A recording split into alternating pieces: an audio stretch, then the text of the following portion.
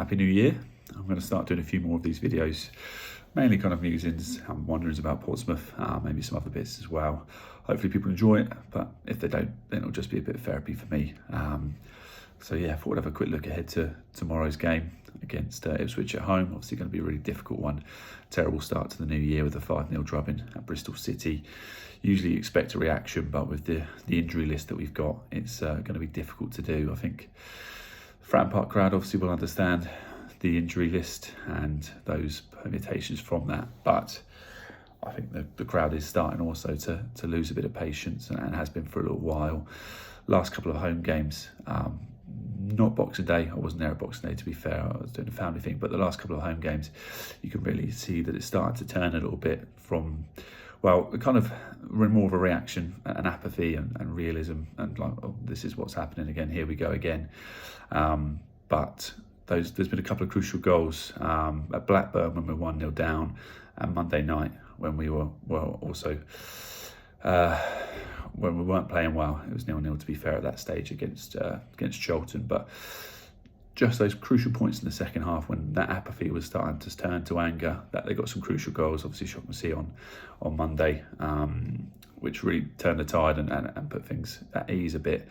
But tomorrow, while the expectation is not going to be there probably for a victory against Ipswich, I feel like if the application and effort's not there, then the crowd could really turn.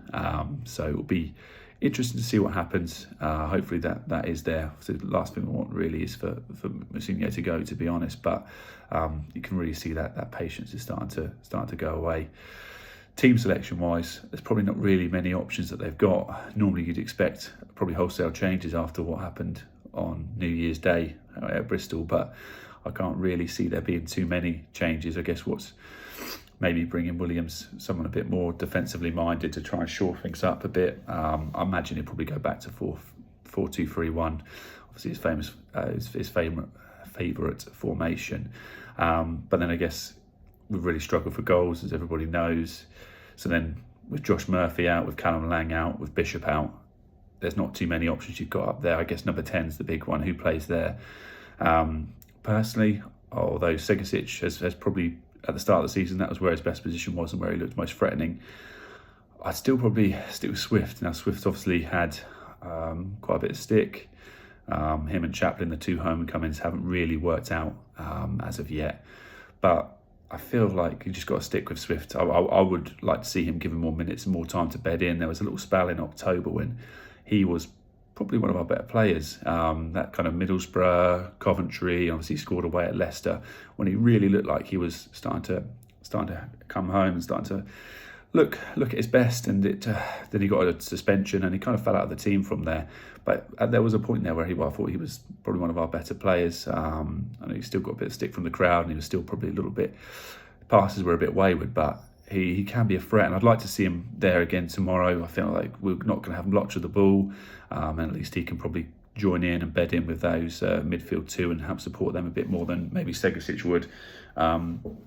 The other one probably is, well, for debate, obviously the right. You're probably going to see Segasic on the right if you put Swift there. The other one I'd say is obviously the left. Harvey Blair's been put in there for the last couple of games, or games before. So we'll see again, but I think Yang, I'd like to see Yang given that chance and those minutes again. He has been inconsistent this season, there's no doubt about it. He obviously like to see more of him, than something that I've said a few times, but at the same time he's not always performed, especially if starting, he's not always been the best. But there was that spell again around that same period of Swift, to be fair, when Murphy was out of the team, first injured, and he showed that he could be that replacement on the left. But the strange thing, now that Murphy's out again, he's probably not had as many chances on the left-hand side, which is his favourite position. So I'd like to see him given the chance tomorrow. He's still one of our top goal scorers. I know it's not very hard for us. It's three goals, which isn't very much. But I feel like put him out on the left, which is probably his favourite position and where we've seen him do well in the past. And we'll see. But yeah, we'll see what happens tomorrow. I can't see it being too promising, but I think probably maybe what's going to be most interesting is what happens off the pitch and how the crowd react if the performance isn't there, because obviously we need bodies in, and this game's come too early for there to be any changes or anything like that. But we'll see what happens. But play at Pompey, hope we get a result. But yeah, we'll see.